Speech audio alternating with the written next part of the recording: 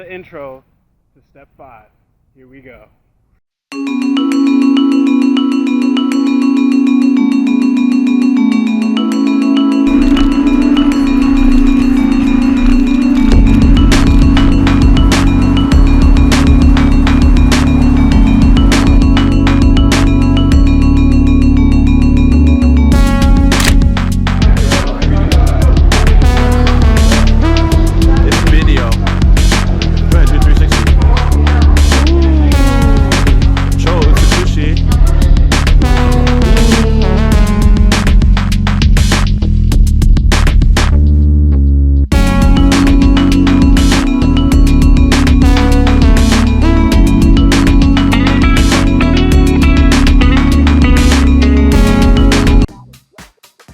Los Angeles, California, city of dreams. One of the reasons why I chose to live here is because I, as many others, I have a dream as well too.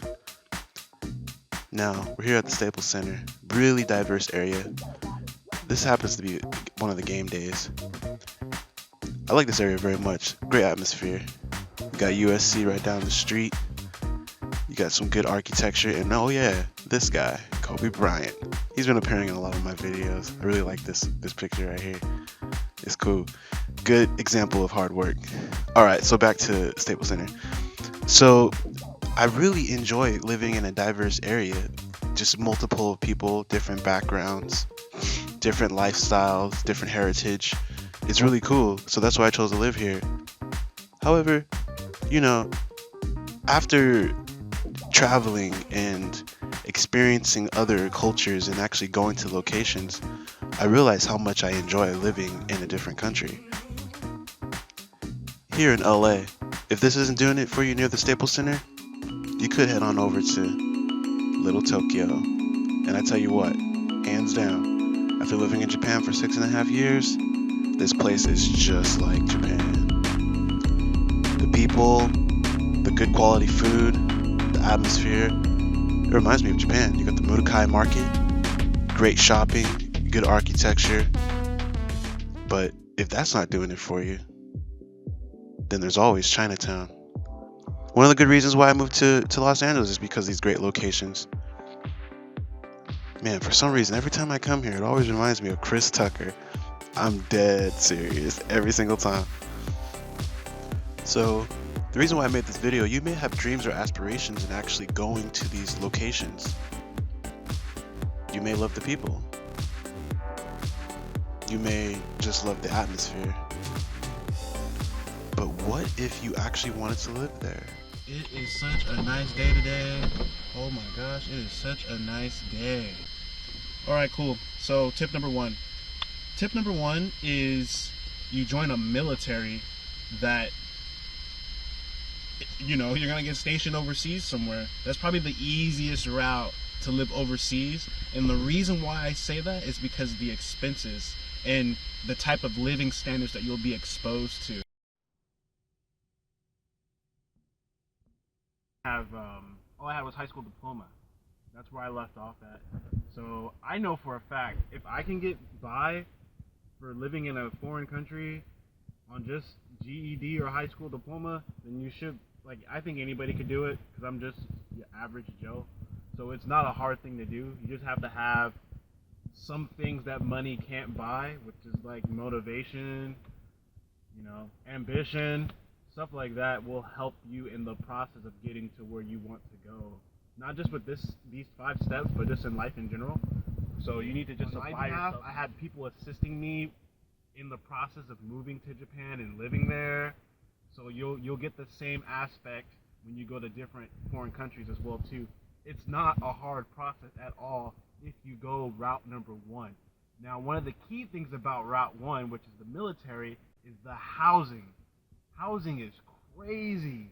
I mean, literally, you walk into a room full of binders and you just pretty much select which house you want to live in for the rest of your tour, or however long you plan on staying in that particular part of the world.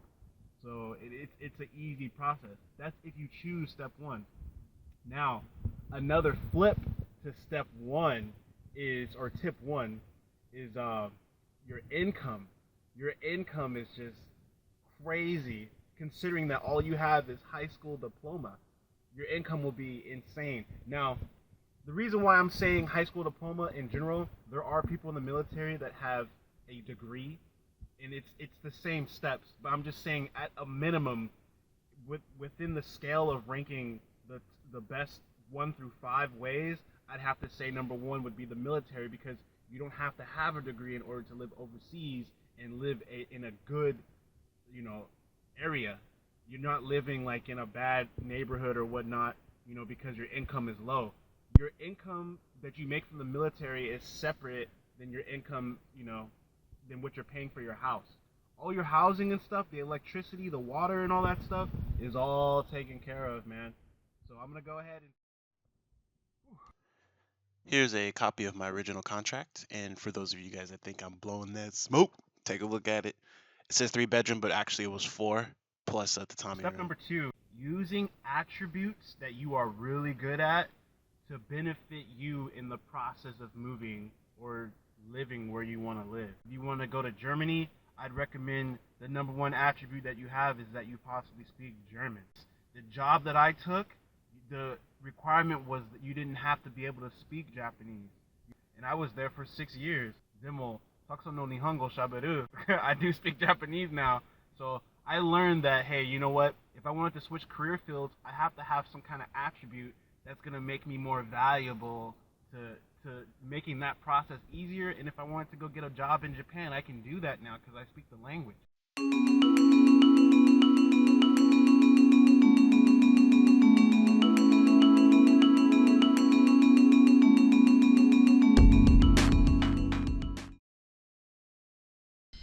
Tip number 3. All right, cool. So Route 3 would be the JET program. All right, here for step 3 or tip 3, I'm using Japan as another example. The JET program is actually the Japan Exchange and Teaching Program. So you're exchanging your knowledge and skill set as a teacher, which is something this party animal did. Mariana is actually traveling abroad in Brazil, visiting family, so I had to do her piece for her. And keep in mind, step 3 requires a degree. Okay, so we went through steps 1, 2, and 3. Now we're going to go through steps 4 and 5, the last remaining steps, that is. So for number 4, it would be actually study abroad programs, really because of the financial that is behind that, such as your living standards, or perhaps even it will give you more opportunities to indulge in the culture, so you actually enjoy it more. You're not going off of the tip 1, which is the military route, because there are a few flaws, although it does seem like it's the best route. The flaws being your work schedule. Your work schedule may not permit you a lot of opportunities to go out and actually enjoy your host country. You may be indulged with work a lot more than what you thought you were going to do and before you signed up, before you took that route.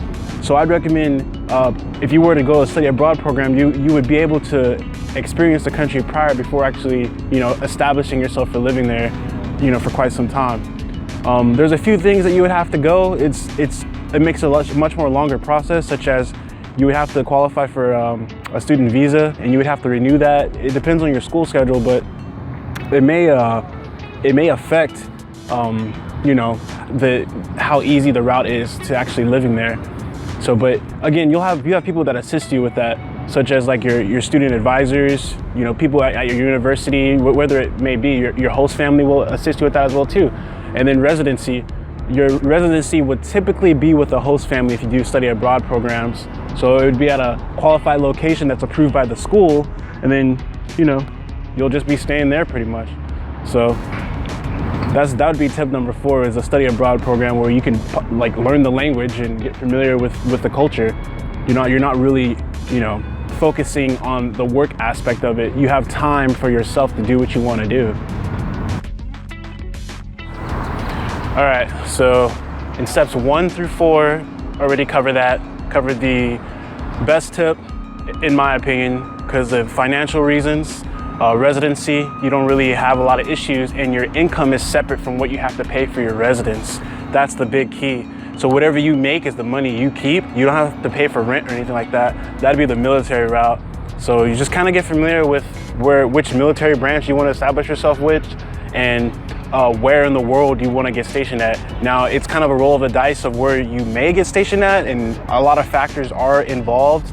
But if you are able to, let's say for instance, 9 times out of 10, if you're single, you're young of age, you just joined a military branch, you're probably gonna get sent somewhere overseas as opposed to someone who has a family of like 4. The government has to get passports for each and every single person in that household, you know what I'm saying? So if it's just one person, that's all they really have to, you know, provide the means for, as far as like sending them overseas, you know, shipping their household goods and whatever the case may be. It's a lot more cheaper for them to go that route with someone that's single without any dependents. Get a bird. All right, so let's go on to number 2. Number 2 would be if you had good attributes about yourself, such as you could speak a foreign language. Now, if you speak multiple languages, you can even perhaps work for, I have friends that work for German car companies, you know, they work for Honda, but they translate multiple languages though. So if you can apply yourself that way, I'd recommend going that route, but the requirements are a little bit more harder than it is for route number 1. The intro, step 5, here we go. All right, you made it this far. You're almost done with the video. Here is the last tip for abroad. Marriage. Crazy, right? This is something that I think everybody should know about.